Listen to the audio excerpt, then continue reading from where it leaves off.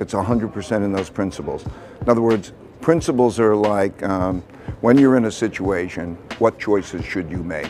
Bridgewater Associates, the largest hedge fund in the world, and its multi-billionaire creator, Ray Dalio, announced his retirement in October, and both parties celebrated the occasion. If you wanted to know the direction of the economy is headed, who would you want to sit next to on a plane? Ray Dalio, a legendary successful investor? Let's see! On LinkedIn, Mr. Dalio, 73, informed his tens of millions of followers that he felt great about the people he had given the reins to. Nir Bar-Daya, one of Bridgewater's two new chief executives, also wrote an email to customers saying the transition from Ray is done. However, neither Bridgewater nor Mr. Dalio, who is well renowned for his belief in radical transparency, stated at the time or afterwards that he had not exactly left without a struggle. After more than 6 months of frenzied backroom haggling over how much money his successors at the company were ready to pay the millionaire to go, he finally resigned, in part as a result of the contentious comments he had made on television regarding China's human rights record. In the end, Mr. Dalio, who is thought to have a net worth of $19 billion, decided to give up his authority over all significant decisions at Bridgewater only in exchange for the company agreeing to grant him a special class of stock that would allow him to receive regular payments that may total billions of dollars in the coming years. Several current and former Bridgewater workers who spoke on the condition of anonymity because they feared offending Mr. Dalio and facing legal action from the company recounted these covert agreements. One employee claimed that Mr. Dalio referred to the hedge fund as his property rights in an internal meeting last year amid the tense leave discussions. Bridgewater, which oversees about $125 billion for government pensions and sovereign wealth funds, is facing a problem that is becoming prevalent in corporate America. When there is turbulence, builders of both large and small businesses don't want to let go or are urged to step back in. Recently, Salesforce CEO Mark Benioff slashed almost 8,000 workers and took sole leadership of the business he co-founded in 1999.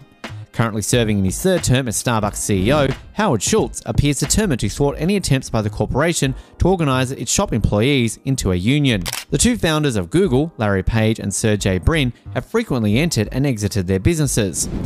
Retirees and other investors who depend on consistent returns from their investment managers may be squeezed by turbulence in the investing industry, which can be such a distraction that fund performances suffer.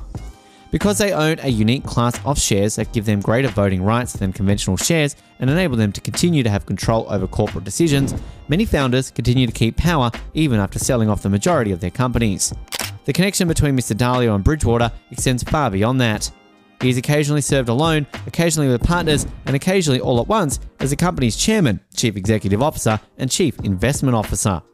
At the same time, Mr. Dalio has presented himself to the public as a type of management expert, endorsing a novel approach to the workplace that he termed radical transparency. The main point is that Bridgewater records the majority of its staff meetings and distributes them widely, as proof that it is a place where difficult realities may be discussed in an open manner. In the past, he has talked about how he rates workers based on traits like willingness to touch the nerve and quick to learn from mistakes. He oversaw Bridgewater's spending of millions of dollars on specialized iPad software that allowed workers to rate one another in real time on a scale of 1 to 10 in a variety of personality characteristics. Mr. Dalio wrote Principles, a best-selling book, in 2017 that outlined his principles for leadership. Be willing to shoot the people you love, read one. Since then, he has spoken at TED conferences frequently and he tweets frequently. In 2009, when he informed the company and its clients that he would start to delegate his duties, Mr. Dalio and Bridgewater announced their retirement plans. It turned out to be easier said than done. Bridgewater went through a seemingly never-ending list of potential CEO candidates, while Mr. Dalio found justifications to reject almost all of them, and vice versa. Eileen Murray, a former co-chief executive, filed a lawsuit against the company in 2020, alleging discrimination. The case was ultimately resolved amicably. She had previously worked alongside David McCormick, who left the position just over a year ago to enter the Pennsylvania Republican Senate primary, which he lost. Bridgewater announced its decision to become a partnership in the middle of 2018 as part of a long-term strategy to get away from founder ownership. Theoretically, that should have changed the company so that it was run by its top employees rather than just one individual. According to current and former workers, Mr. Dalio quickly informed colleagues that he was not interested in a straightforward handoff. He told hundreds of senior employees they would have to purchase his shares with their own money, according to some of those employees. According to two former colleagues, Mr. Dalio offered to arrange 10-year loans to those who lacked the money to buy him out. He implied that they should think about quitting the company if they declined, they alleged. Even though he reduced his ownership by selling shares to his colleagues, his founding shares allowed him to retain control. Mr. Dalio continued to draw criticism and didn't disappear from the public eye. Mr. Dalio allayed fears about China's human rights record in an interview with CNBC in the autumn of 2021 by comparing the government there to a strict parent. For businesses that are partially owned by Chinese government, Bridgewater oversees billions of dollars. He questioned, "Should I not invest in the United States because of our own human rights leadership?" Senator Mitt Romney criticized the remarks in Washington, calling them a sad moral lapse. According to two people with knowledge of the situation, customers contacted Bridgewater to inquire about whether Mr. Dalio's opinions reflected those of the company. Even though Mr. Dalio later said he had spoken carelessly, the company never officially addressed the issue. His opinions did not seem to be altered by the uproar. In order to prevent anyone from downplaying his appreciation of China, Mr. Dalio reinstituted a regulation at Bridgewater that requires him to personally examine and edit the firm's widely read economic bulletin, dubbed the Daily Observations. By that point, some employees at Bridgewater still had pleasant memories of Mr. Dalio and his tenure there, but others were inconsolable. According to two persons with knowledge of the situation, Mr. Dalio, one of the co-chief executives, were left in charge of accelerating negotiations to permanently remove his boss. Mr. Dalio, now 41, was a major in the Israeli Defense Forces before joining Bridgewater in 2015 to conduct economic research. He's a relative newbie to the financial world. However, current and former workers claim that Mr. Dalio is the one who interacts with Mr. Dalio the most.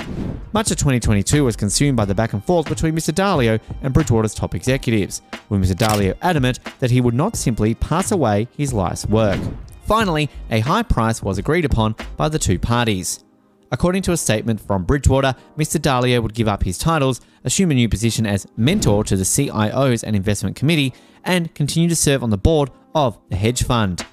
Bridgewater informed customers that Mr. Bellatoni would step down from his CEO position and take on the role of CEO mentor instead. Two people with knowledge of the situation claimed that Mr. Dalio also earned a new, unique class of personal stock that the company colloquially refers to as raise shares, which pay him the equivalent of a sizable dividend before anyone else at the firm is paid. This severely increases the pressure on the company to change course. The assets that Bridgewater is now managing are no longer listed on its website. According to people familiar with the company, the amount was down to about $125 billion late last year from its peak of about $160 billion. Mr. Dalio has started tearing down some of Mr. Dalio's legacy in the interim. Bridgewater abandoned many of his principles along with the rating systems that they were accomplished by.